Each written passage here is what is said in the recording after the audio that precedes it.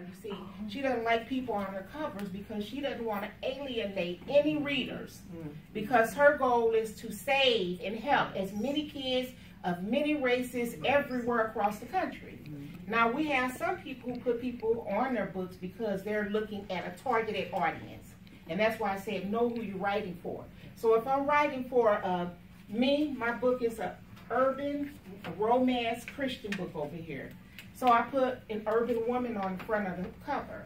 But it doesn't mean that I don't want anybody else to read. I have readers of every race who write me saying they really enjoyed the work. But when I was writing it, I was coming from the church of an urban community. And then on the book that I did, Caught in the Net of Deception, we were writing for all kids on that book. So we tried to get a picture of different races on the front of the cover of the book.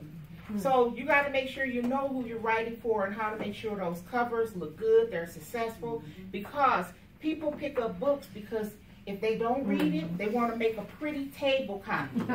You know, put it on the table so when people come in and pick it up, they're going to be, you know, oh, this cover is beautiful. You want to also make sure you write something interesting on the back of the book. If I pick up your book, there's over 1 million books in the bookstore. So when I go in there and I pick up the book, I want this to affect me in some kind of way. I want to read and it's going to interest me where I'm going to, oh, I got to finish reading this to see what happened. I'm getting this book. Something has to make a difference for you than all of us sitting at this table. What's going to make you come in here and pick one of our books?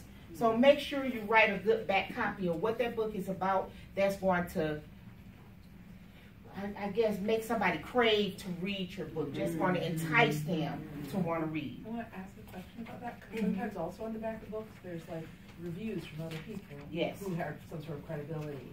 So is that, like, how do you go about doing that? And is that worthwhile, you think? You can do the reviews, yes. They're worthwhile if they're big people that you get good reviews from. But what a lot of people do is they put it on the first couple of pages inside of the book as well. So when you open the book, you can read all of the reviews that people have written. So when you get, like, book critics, book review, those, you can put them on the back. The one that the library review, that's a good one. I would put that on the back. A major newspaper, I would put that on the back. But you still want to make sure your copy is good and the review can be just one line. Okay? Rose, who chooses what goes on the back, the author or the publisher? Actually, because of how I run my company, I want everybody who comes to my company, I want them to leave with knowledge. So I ask them, I'll send them sample covers, and we'll choose one together. And if they don't like it, I'll go back to the drawing board for them. That's because I want them to walk away with a good experience from me because of what happened to me. I want to make sure that they're happy. And so even Lydia would tell you when we did, I think, her latest book, I sent about 3 or 4 different covers for her. And she looked at the first, she said, that's not touching my heart. And she'll tell me, I'll say, okay, I'm going back to the drawing board, and we'll go back and we'll send her something. It doesn't take a lot to satisfy her, but she knows what she wants. And so we try to make sure, because if she's not going to like what we're giving her, she's not going to be out there trying to sell it. So that's a disservice to her. She has to be happy with her product because she's going to be proud of it and make sure it's in the hands of readers. And then I know, okay, and I said make sure you edit your work. But the young lady here said that she's a marketing person.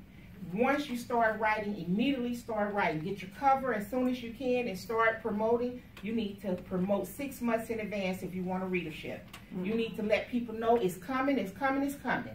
Every chance you get, use social media, Facebook, Twitter, everything that you can put your hand on free. It's a lot of free services out here, but you need to keep saying, it's coming, my book is coming, we're almost there, because you got to keep that on the minds of readers so they're anticipating. And when you release that book, you have people ready to buy it. You don't wait until the day you release the book and then you stand back in tears in your eyes because not one book sold.